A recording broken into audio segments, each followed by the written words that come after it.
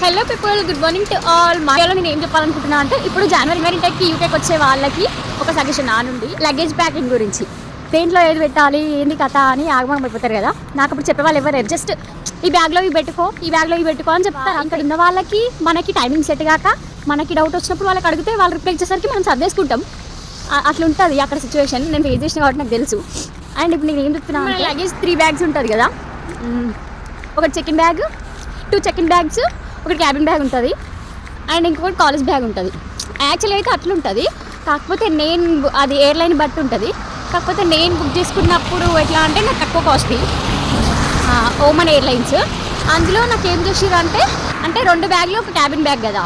నాకు అట్లా కాదు, ఒకటే బ్యాగ్ ఒకటి క్యాబిన్ బ్యాగ్. క్యాబిన్ బ్యాగ్లో ఇంకా బట్టలు, మిగతా బ్యాగ్లో యూటెన్సిల్స్, లిక్విడ్స్, ఫుడ్ ఐటమ్స్ అవన్నీ పెట్టేసి మా ఫ్రెండ్స్ ఎయిర్పోర్ట్కి వచ్చే వాళ్ళు ఉండే, వాళ్ళు కొన్ని ఐటమ్స్ తీసుకొస్తే అవన్నీ కాలేజ్ బ్యాగ్లో అట్లా అక్కడికే చాలా ఎక్కువైపోయింది. ఎందుకంటే నాది తక్కువ కేజెస్ కదా. సో ఇంకా నాకు ఆప్షన్ లేదు, ఒక బ్యాగ్లోనే పట్టించి పెట్టాను అనమాట. తీరా ఎయిర్పోర్ట్కి వచ్చి చూస్తే బోర్డింగ్ పాస్ అయిపోయిన తర్వాత చెకింగ్ దగ్గర చాలా ఇబ్బంది అయింది. వాడు అసలు నీకు బ్యాక్ ప్యాక్ లేదన్నాడు. ఉన్నాయని బ్యాక్ ప్యాక్లోనే ఉన్నాయి, సగం బట్టలు బ్యాక్ ప్యాక్లోనే పెట్టినా నేను. బ్యాక్ ప్యాక్ లేదన్నాడు. బ్యాక్ ప్యాక్లో బట్టలు ఇమ్మన్నాడు. అసలు బ్యాక్ ప్యాక్ వద్దన్నాడు, బయట పెట్టేసామన్నాడు. ఇంటి దగ్గరనే నేను అసలు తీసే థింగ్సే లేకుండా పెట్టుకొని వచ్చిన. ఏమైనా చిల్లర అవసరం లేని ఉన్నా, ఇక్కడ దొరికే ఉన్నా, సేమ్ కాస్ట్కి వచ్చేవి ఉన్నా అవన్నీ తీసేసి మిగతా వాటి అన్నిటిని సెట్ చేసుకొని వచ్చిన. కానీ తీరా చూస్తే ఇక్కడికి వచ్చినాక ఇంకా తీసేయమంటున్నాడు. అసలు ఎంత ఆగమాగం. లోపల నాకు ఎవరుంటారు, నేను ఒక్కదాన్నే. అక్కడ పిచ్చి అనలేక మొత్తం ఇట్లా ఇక్కడ పరుచిన అన్ని బట్టలన్నీ పరుచి ఎవి తీయాలో అర్థం కాక ఏదో నా వేసుకునే బట్టలే తీసేసినాం. బట్టలు, ఫుడ్ ఐటమ్స్ అన్నీ తీసేసినాం. లాస్ట్కి వస్తే సెట్ అయిపోయింది. సో ఇప్పుడు నేను మీకు చెప్పేది ఏంటంటే, ఇక్కడికి వచ్చినాక ఒక 3 months 4 months వరకు మనం ఖాళీగా ఉంటాం. బయటికి ఎవరైనా ఉన్నారనుకో వెళ్తాం. ఎట్లాగో ఎవరు ఉండరు కాబట్టి అసలు వెళ్ళాము. సో ఏం అవసరం ఉండదు. 4 months అయితే ఇట్లా పార్ట్ టైం వస్తుంది. ఆ పార్ట్ టైంకి వెళ్ళిపోతాం. పార్ట్ టైంకి బ్లాక్ కలర్ వే మొత్తం. ఇంకా వీక్లీ 1 or 2 బయటకు వెళ్తాం అనుకోండి, బయటికి ఏదో ఒక డ్రెస్ ఇక్కడ కొనుక్కోవచ్చు. అట్లని మొత్తం అర్థం అనట్లేదు. ఒక 5 to 10 pairs బట్టలు ట్రెడిషనల్ వియర్, ఇంకా పార్టీ వియర్స్ అంటే ఒక 3 to 5 pairs తెచ్చుకోండి. మ్యాండేటరీగా ఇండియా నుంచి తెచ్చుకోవాల్సిన ఏంటి అంటే థర్మల్స్ తెచ్చుకోండి. అండ్ ఇంకా గ్లౌజెస్, షూస్ అంటే అసలు షూస్ తెచ్చుకోకండి. నన్ను అడిగితే ఇక్కడికి వచ్చినాక తీసుకోవడం బెటర్. ఎందుకంటే షూస్ అక్కడ నుంచి మనం తెచ్చుకున్నట్టు ఇక్కడ వాడలేము. షూస్ వాకబుల్, మనకి ఇక్కడ ఎక్కువ వాకింగ్ ఉంటుంది అనమాట. మనం ఏ ఇంటి దగ్గర ఉన్నా కూడా మనకు స్టేషన్కి వెళ్ళడానికి డిస్టెన్స్ ఉంటుంది. మళ్ళీ మనం దిగిన ప్లేస్ దగ్గర నుంచి మన డెస్టినేషన్కి వెళ్ళడానికి డిస్టెన్స్ ఉంటుంది. సో నడవడం ఇక్కడ అంతా నడవడానికి ఇబ్బంది అవుతుంది. మంచిగా వాకబుల్కి కంఫర్ట్గా ఉండే షూస్ కావాలి అంటే అక్కడ దొరకవు. అక్కడ దొరికినా మనం అక్కడ అంత కాస్టా అని పెట్టాలనిపించదు. అందుకే ఇక్కడికి వచ్చినాక షూస్ తీసుకోండి. బ్లాక్ షూ కావాలంటే తెచ్చుకోండి. మేబీ కొన్ని పార్ట్ టైమ్స్ చేసేటప్పుడు కంపెనీ వాళ్ళు ఇస్తారు షూస్, కానీ ఇవ్వడానికి కొన్ని డేస్ టైం పడుతుంది. ఆ కొన్ని డేస్ మనం ఏదో ఒకటి వేసుకోవాలి కాబట్టి ఒక 2 pairs బ్లాక్ షూ అట్లా పెట్టేసుకోండి. గ్లౌజెస్ కూడా ఇక్కడనే తీసుకుంటాం. నేను ఇక్కడే తీసుకున్నా. అక్కడ తీసుకోవాలంటే మనకు అబ్రాడ్కి వెళ్తున్న గ్లౌజెస్ కావాలి అంటే డికాథ్లాన్లో ఎంత ఉంటుందంటే గ్లౌజెస్కి 150, 200, 1000 అట్లుంటాయి. మనకు పెట్టాలనిపించదు ఆ కాస్ట్.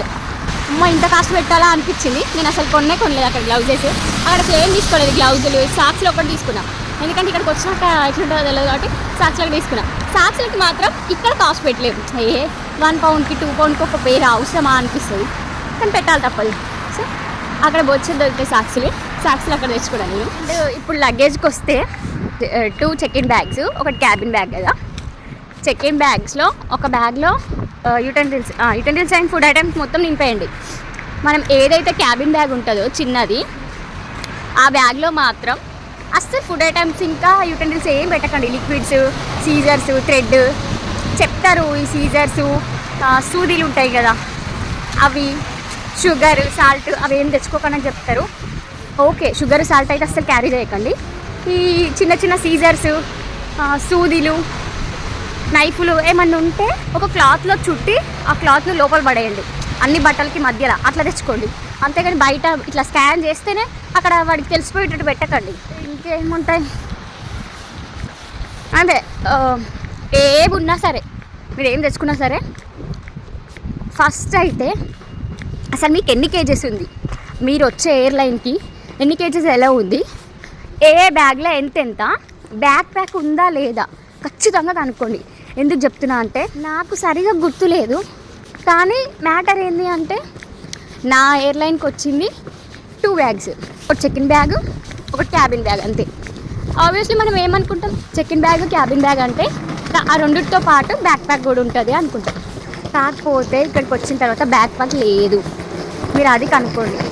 కొందరికి అట్లుంటుంది, చెక్-ఇన్ బ్యాగ్ క్యాబిన్ బ్యాగ్ ఉన్నప్పుడు బ్యాక్ ప్యాక్ మనం ఇట్లా వేసుకోవడమే కదా, దాంతోనే ఏముంది అనుకుంటాం.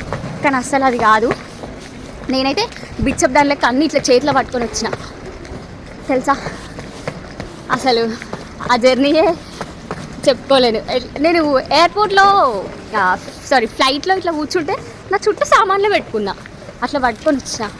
అది కూడా చెకింగ్ దగ్గర అసలు అలౌ చేయలేదు. కానీ నాలాగానే ఫేస్ చేసిన వాళ్ళు ఇంకొక అంకుల్ ఉన్నారు, వాళ్ళ వైఫ్ అతను ఉన్నారు. వాళ్ళు ఫైట్ చేసినారు.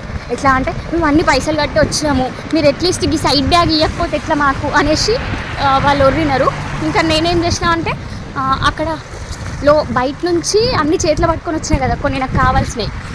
అంటే కావాల్సిన ఇన్ ద సెన్స్ అక్కడికి అయినాక మా ఫ్రెండ్స్ సెండ్ ఆఫ్ గిఫ్ట్స్ ఇచ్చినారనమాట. నాకు ఎట్లా వదులుకుంటే నాకు వదులుకోవాలనిపించలేదు, ఇంటి దగ్గర పెట్టాలనిపించలేదు. సో చేతిలో పట్టుకొని వచ్చేసిన, వాటిని కూడా అలో చేయలేదు. ఇంకా నేనేం చేసిన, లోపలికి పోయిన తర్వాత ఒక శాండ్విచ్ కొనుక్కొని దాంతోపాటు ఒక బ్యాగ్ తీసుకున్నాను అనమాట. ఫుడ్ తీసుకొని బ్యాగ్ తీసుకున్న దాంట్లో ఆ బ్యాగ్లో పెట్టిన.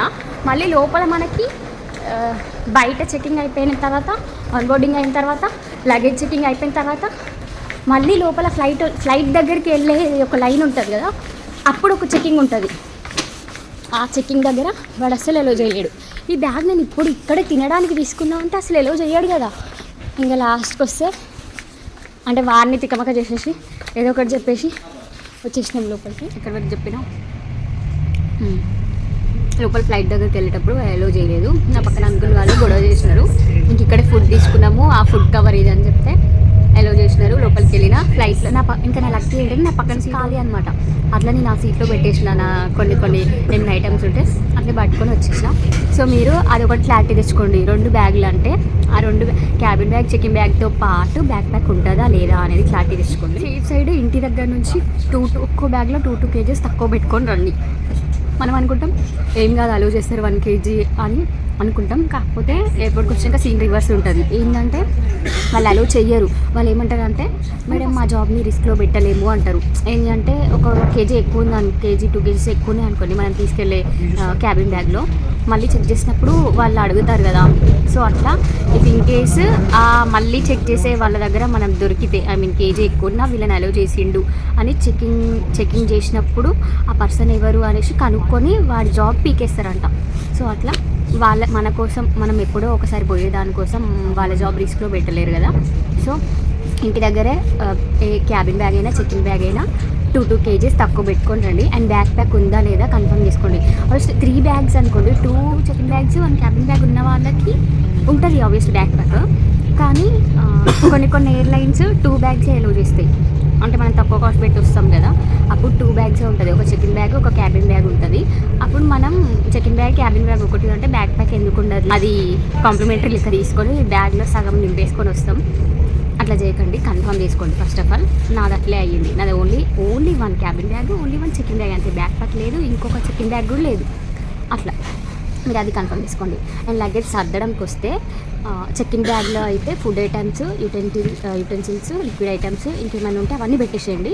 క్యాబిన్ బ్యాగ్లో మాత్రం ఓన్లీ బట్టలు పెట్టుకోండి. ఎందుకు అంటే ఇక్కడ పడితే అక్కడనే చెక్ చేస్తారు. ఇఫ్ ఇన్ కేస్ డౌట్ వస్తే మనం అన్నీ తీసి చూపించాల్సి వస్తుంది. అదే ఓన్లీ బట్టలే అనుకోండి వాళ్ళకి ఏం డౌట్ రాదు, మనం అన్నీ తీయాల్సిన అవసరం ఉండదు. బ్యాక్ ప్యాక్ ఉన్నా కూడా బ్యాక్ ప్యాక్లో 2-3 ఫుడ్ ఐటమ్స్ పెట్టుకోవడాలు, నేను ఫ్లైట్లో తింటా అనుకోవడాలు అవి ఏం చేయకండి. బ్యాక్ ప్యాక్ అయినా బట్టలే పెట్టేసేయండి, క్యాబిన్ బ్యాగ్ అయినా బట్టలే పెట్టేసేయండి. ఇప్పుడు మనం ఎంట్రీ అయ్యేటప్పుడు వాళ్ళకి కొంచెం డౌట్ వచ్చింది అనుకోండి, కానీ ప్లీజ్ ఓపెన్ బ్యాగ్ అంటారు, చెక్ చేయమంటారు, మనం అన్నీ ఓపెన్ చేసి చూపించాలి, మనకు టైం వేస్ట్. అదంతా ఎందుకు, మనం బట్టలే పెట్టుకున్నాం అనుకో వాళ్ళకి ఏం స్కాన్ అవ్వదు, ఏం డౌట్ రాదు, వెళ్ళిపోమంటారు. అండ్ ఇంకేముంటుంది, డాక్యుమెంట్స్ అయితే అన్నీ మర్చిపోకండి.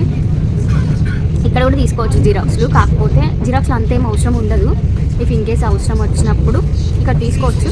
కానీ ఇంకా మనకు వచ్చిన తర్వాత ఎవరు తెలియకపోతే మనకు జాబ్ దగ్గర ఏమైనా అవసరం అయ్యాయి అనుకోండి, రెజ్యూమ్లో ఇట్లా అవన్నీ ఏమంటే మనకు ఎవరు తీసిచ్చే వాళ్ళు ఉండరు అండ్ ఎక్కడ ఉంటుందో చెప్పే వాళ్ళు కూడా ఉండరు. సో దట్ ఒక 5 సెట్స్ అయినా మీకు ఇంత బండల్ అయిపోతుంది. ఉన్నాయి అన్ని 5 సెట్స్ తీసుకోవాలంటే. నాకు ఫస్ట్ నుండి ఫ్రమ్ స్టార్టింగ్ టు ఎండ్ ఏ సర్టిఫికేట్ అవుతున్నాయో అన్ని 5 సెట్స్ తీసుకున్నా. ఇంత బండల్ అయింది. కాస్ట్ 680 అయింది అంటే మీరు అర్థం చేసుకోండి నేను ఎన్ని సెట్స్ తీసుకొని పెట్టుకున్నాను. కానీ తీరా వచ్చినాక వాడు అక్కడ లగేజ్ తీసేయమన్నప్పుడు ఆ బరువే ఎక్కువైపోయింది. ఆ జిరాక్స్ల బరువే ఎక్కువైంది. మొత్తం ఒక్క సెట్ కూడా లేకుండా అన్నీ తీసేసిన. నేను వచ్చి 4 మంత్స్ అవుతుంది. ఇప్పటివరకు నాకు ఒక జిరాక్స్ కూడా అవసరం రాలేదు. జాబ్ దగ్గర ఒకటి అవసరం అయింది. అండ్ కొందరు రెజ్యూమ్లు అడుగుతారు, కొందరు అడుగుతారు. కొందరు ఆన్లైన్ షేర్ చేయమంటారు, కొందరు ఆఫ్లైన్లో ఇవ్వమంటారు. And main thing flight ticket ఎప్పుడుందో కన్ఫామ్గా చూసుకోండి. నేను ఆల్రెడీ నా వీడియోలో చెప్పిన నా ఫ్లైట్ జర్నీ ఎట్లయింది అనేసి. టికెట్ ఎప్పుడుంది, ఏ టైంకి ఉంది, ఏ డే ఉంది, ఇవ్వాలైనా రేపా అని ఆగం కాకండి. కంపల్సరీ చూసుకోండి. ఓకే, వీడియో నచ్చితే లైక్ చేసి ఛానల్ని సబ్స్క్రైబ్ చేసుకోండి. బాయ్.